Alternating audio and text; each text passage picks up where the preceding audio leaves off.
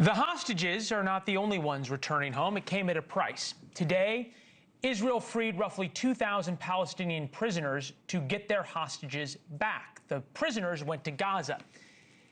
Remember, in Israel, they celebrate the return of 20 innocent hostages. In Gaza, they celebrate the return of 2,000 terrorists. Many of them were serving life sentences for killing Israelis. I was there the last time this happened in 2011. Israel traded 1,000 Palestinian militants for one captured Israeli soldier. Among those released was Yahya Sinwar, who planned the October 7th attacks. And it would be very easy right now to say there must be another Sinwar in the 2,000 released today. That is easy, and that is probably true, but that's not the most important thing you need to know tonight. In that same release, the Israelis released Wafa, a failed suicide bomber, and sent her back to Gaza. And I've spoken a lot about Wafa in recent weeks as part of my Born Lucky book tour. Born Lucky is about my story, and it also has my time in the Middle East. The story of Wafa is one that explains everything about the Israeli-Palestinian conflict. When Wafa was a little girl, she burned herself in a cooking accident. The Israelis treated her for free in their hospital. They saved her life.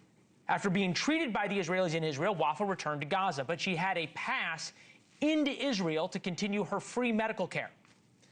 At that time, very few people in Gaza had a pass that would allow them into Israel because it was during the Second Intifada. So she was ultimately recruited to be a suicide bomber. There's the video right here of her coming to the Israeli checkpoint to get into Israel wearing her suicide vest. Wafa had been given 3 target options by the Alaska Martyrs Brigade: a bus, a cafe, or the hospital that treated her and saved her life. So when she tried to blow herself up there, she was on her way to the hospital that saved her life. As you can tell, once she got to the checkpoint, the Israelis discovered she had a bomb. Wafa tried to detonate the bomb. It didn't go off. She was sentenced to 12 years in jail. But the Israelis took care of her and her wounds again. They educated her, gave her a college degree. She got traded back to Gaza in the Shalit deal. So Wafa was back in Gaza, and in 2011, after the Gilad Shalit deal, when I was a correspondent in Jerusalem for Fox News, I went there to interview her. And I have to be honest, I thought this was going to be a redemption story. It was right before Christmas, a change of heart by Wafa, who now would say that she renounces terror and wants to be a fighter for peace. And boy, was I wrong. I brought with me the video of when you were going to blow yourself up, when you were caught. How do you feel watching this now? Ya Allah. Hard to watch? I am very proud of this. I hope time will come and I will live again the moments in which I was tasting and smelling paradise. In case you missed that, she was proud and she said she would blow herself up again given the chance. I asked why. She talked about how evil and awful the Israelis are. Same people who saved her life. This is just one story, one example of the type of people the Israelis are up against.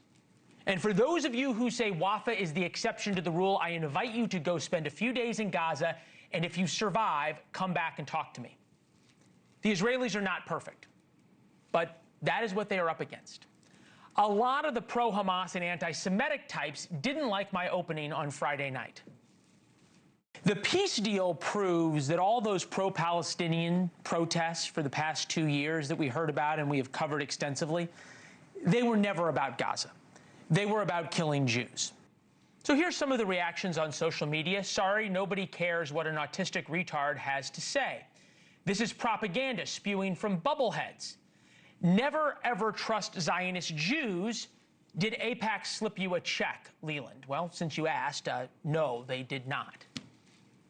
But I hate to inform you that I was proven right. In the first days of the ceasefire, Hamas is back doing 2 things: cheering the return of terrorists and reasserting its iron-fisted rule over Gaza.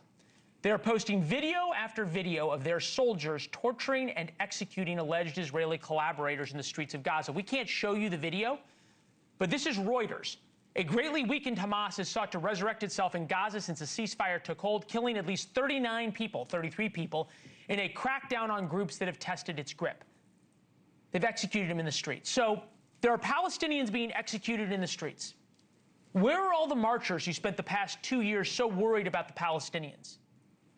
Well, a few days ago, they were in New York chanting about the need for another October 7th. They don't care about the Palestinians. They care about killing Jews. And that's what Israel is up against. Thank you for watching. Subscribe below and download our NewsNation app right now on your phone, and you will get fact-based, unbiased news for all Americans.